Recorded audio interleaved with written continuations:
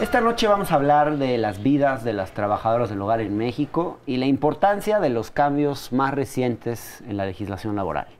Por primera vez, la Ley Federal del Trabajo y la Ley del Seguro Social protegerán los derechos de las trabajadoras del hogar a través de una serie de medidas. Está el reconocimiento de la relación laboral a través de un contrato por escrito que se va a tener que firmar, una jornada máxima de 8 horas diarias y un régimen de horas de descanso como el que tendría cualquier otro trabajador formal, digamos. Una remuneración de al menos 2 salarios mínimos y el reconocimiento de prestaciones laborales fijadas por ley, como son vacaciones, prima vacacional, pago de días de descanso, acceso obligatorio a la seguridad social y aguinaldo.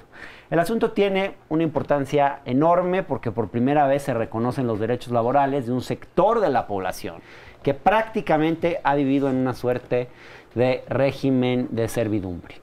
Y para hablar del tema, están aquí conmigo hoy 3 de los analistas de la maroma estelar.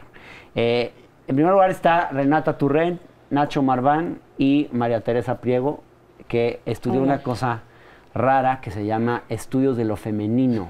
Eso no es lo mismo que feminismo. Sí.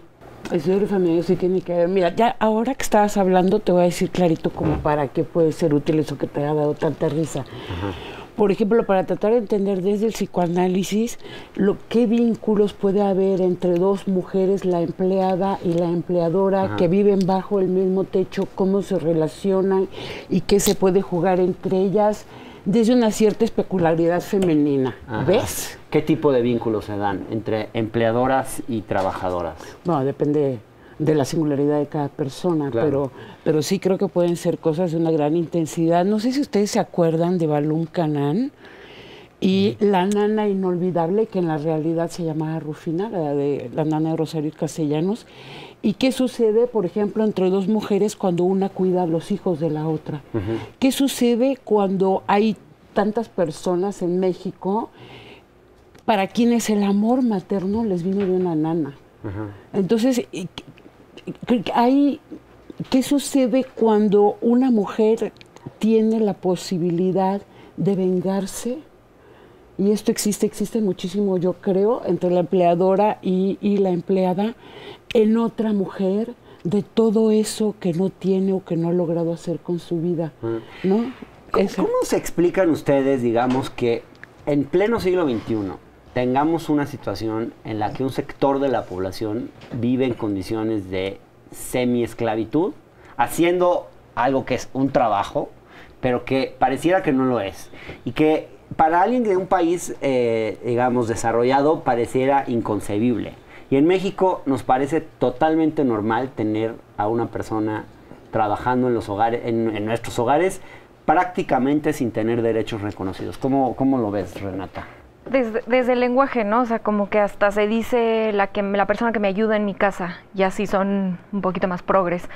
Y pues no es ayuda, es un trabajo, ¿no? Yo no voy a ayudar a mi chamba, voy a trabajar. Sí, es un mal término. Es un mal término. Yo lo usé el otro día, entrevisté a Marcelina, que es la máxima dirigente de las trabajadoras del hogar, y yo usé el término ayudar, y ella después me dijo, no, es que el término no es ayuda, porque es un trabajo, pero la gente progre cree que decir la persona que me ayuda en mi casa es como que un término políticamente correcto y bonito, y en realidad está mal, porque no es una ayuda.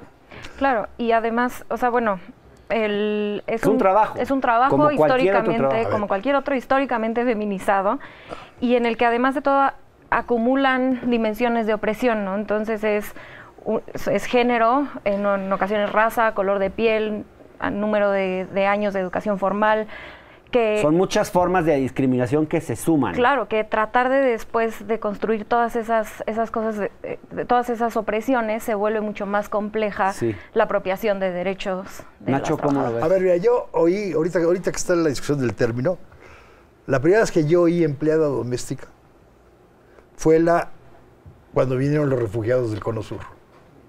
O sea, siempre era la que ayuda, la muchacha, etcétera, etcétera. O sea, en los 70s, la segunda mitad de los 70s es cuando yo por primera vez, ya súper adulto, digamos, escuchas empleada doméstica y no todo el término.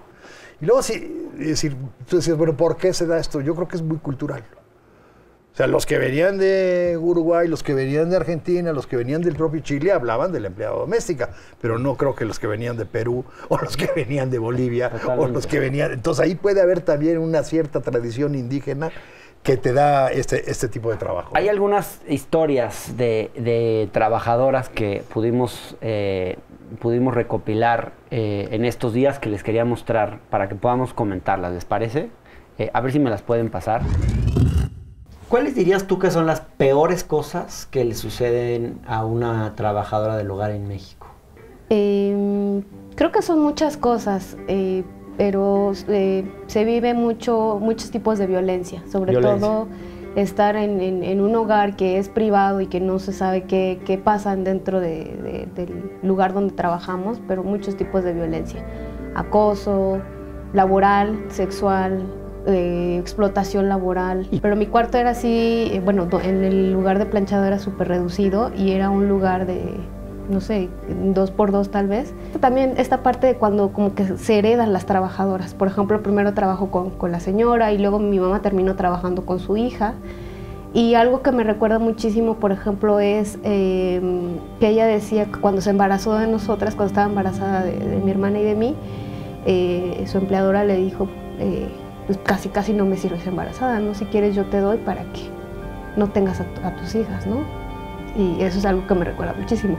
Muchas mujeres trabajadoras del hogar tienen que dejar a sus hijos solos para sacarlos adelante. Mi mamá siempre nos contaba que era muy doloroso dejarnos.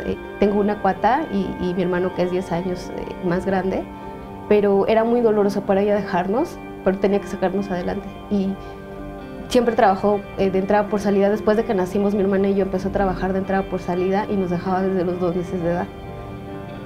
O sea, se apuraba solas, ¿no? Y gracias a Dios pues nunca pasó nada, nos dejaba comidas, dormidas y todo. Llegaba mi hermano también teniendo 10, 11 años, llegaba de la primaria, de la secundaria y nos cuidaba. O sea, en la mañana mientras estaba mi hermano, mi mamá se apuraba y todo y se iba como 9, 10, luego regresaba mi hermano y nos cuidaba. Muchas veces dicen que son como de la familia. Siempre me decía, es que no somos de su familia. ¿Por qué no te sientas en la misma mesa? O no comen lo mismo a veces. No comen lo mismo. ¿Tu mamá comía lo mismo, por ejemplo? No. Siempre era aparte, eran los trastes aparte, comer en la cocina, comer cuando terminaras de hacer el trabajo, porque no puedas comer a la hora de la comida, sino terminar a lo mejor después. Te dicen, ahí está el refrigerador, agarra lo que quieras, pero cuando agarras algo dices que ya te robaste algo, ¿no? Con una empleadora que es periodista, si no mal recuerdo, se decía feminista y todo, y justo estábamos en el proceso de crear el sindicato. Entonces, cuando yo le pido mi carta para poder ser parte del sindicato, ser fundadora, me dice que no puede dármela porque pues, ahí vienen cosas que ya no, datos que ya no puede dar. Y pasó, eso fue el viernes. El lunes que regresó a trabajar me dice que, pues que casualmente tiene una deuda grandísima que ella y su esposo no pueden solventar y pues que ahí terminaba la relación laboral. En algunas ocasiones me retenían mi salario, me daban la mitad y luego hasta la siguiente vez me daban otra mitad y siempre iba quedando un pico que no me daban completo. Pero también si me regalaban algo me decían que pues que eran buenas gentes, ¿no? Y yo veía que eran las cosas que ya no les servían, incluso la ropa para mis hijos, cuando al final en diciembre me decían, pues es que te queremos y aquí has tenido a tus hijos y te hemos dado y eres malagradecida. En una ocasión cuando dije, yo ya no quiero estar aquí. Entonces todo eso me lo reclamaron. Me entraba como el sentimiento también y la lejanía de la familia.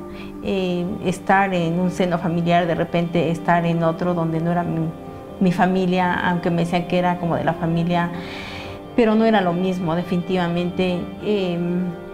Recuerdo que mi salario era muy bajo, incluso me lo podía gastar en un domingo que yo saliera, me lo gastaba y ya toda la semana yo no tenía. Me llamó mucho la atención a mí esta trabajadora que cuenta una experiencia donde narra cómo trabajaba para una periodista feminista, no nos dice quién es, pero que cuando le pidió formalizar su situación, la periodista feminista se echó para atrás.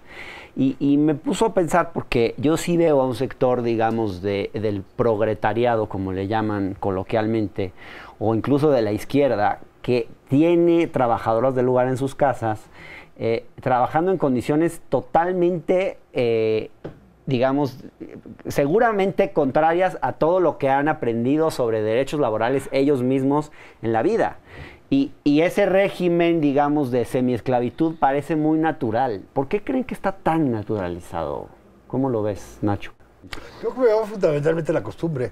O sea, bueno, en primer lugar, decirte progresista, de izquierda, y digamos, y tener un trato discriminatorio e incluso explotador, pues es simple y sencillamente incongruencia o hipocresía.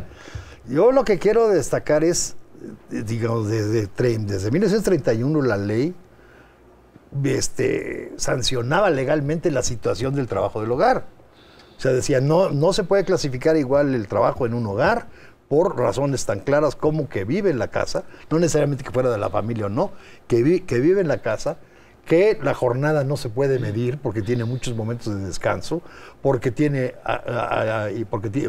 alimentación, y entonces hacía el régimen de seguridad social voluntario, que ahora creo que sí va a ser más coercitivo, y le quitaba una serie de prestaciones, digamos, y tampoco era indispensable la firma de un contrato. Eso estaba en la ley, esa era la interpretación de la Corte hasta diciembre de 2018. En el caso, digamos, si me permiten preguntarles, María Teresa, por ejemplo, Renata, ¿ustedes tienen a alguien trabajando en su casa? ¿Cómo es la relación? Sí, bueno, yo me confieso que soy un muy mal empleador, es decir, no he firmado un contrato, no se ha todavía anotado en la seguridad social, es decir, pero creo que mi caso existen muchos otros. A veces sí tengo una persona que trabaja en la casa, en este momento no, pero hay algo que Renata comenzó a decir, a lo que me parecería muy importante volver, es esto es un trabajo feminizado, entiéndase, como casi todos los trabajos de cuidados, totalmente desvalorizado. También es cuando lo hace la mujer que habita esa casa, ¿no? Que es su casa, también es muy desvalorizado, y es la típica frase de no, mi mamá no trabaja, mi mamá está en la casa, cuando no es un trabajo, y es un trabajo arduo. Cuando también es un trabajo. Pero por supuesto, y ella, estaba Renata comenzando a explicarnos esta parte. Sí, nada más quería yo agregar un poco a lo de la Suprema Corte. Hay una experta, Sara Hidalgo, que además se echó toda la historia de la Suprema Corte. Muy buen estudio. Buenísima. Y la forma en la que la Suprema Corte, según el estudio de Sara, ponen a la trabajadora del hogar como parte, como que ya tiene sus derechos garantizados porque la familia en la que trabaja ya tiene derechos laborales. Entonces, como si fuera, pues ya se pasan los derechos hacia ella, y por supuesto que no. Entonces, desde la Corte es la primera vez donde se reconocen sus derechos.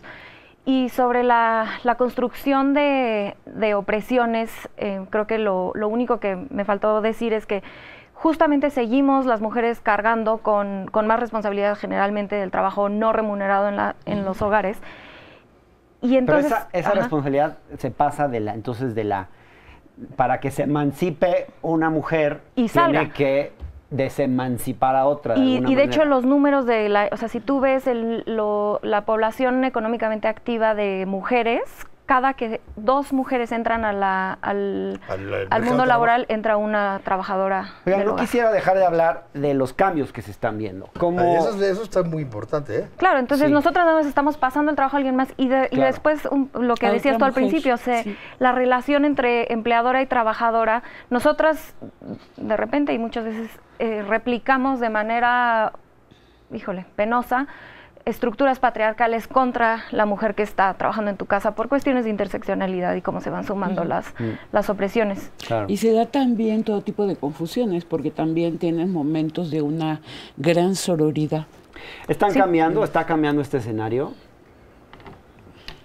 Yo creo que es muy heterogéneo. Los cambios en la ley. Mira, yo creo que estamos hablando de decir, yo no he visto un estudio serio que haga la diversidad y la heterogeneidad de situaciones en las que se vive, porque tienes de todo. O sea, hay situaciones, digamos, de mucho abuso, pero también hay situaciones en donde se llega a una relación digna. Y yo creo que lo importante, digamos, de este cambio en la jurisprudencia y en la ley es que va a tender a dignificar ese trabajo, al reconocimiento de ese trabajo como tal, sin simulaciones, porque el desconocimiento estaba en la propia ley y en la jurisprudencia, y no le veo tanto la parte coercitiva para que realmente se concrete, pero simplemente el planteamiento yo creo que sí empuja hacia una dignificación y respeto de ese tipo de trabajo. Renata, Nacho, María Teresa, muchas gracias.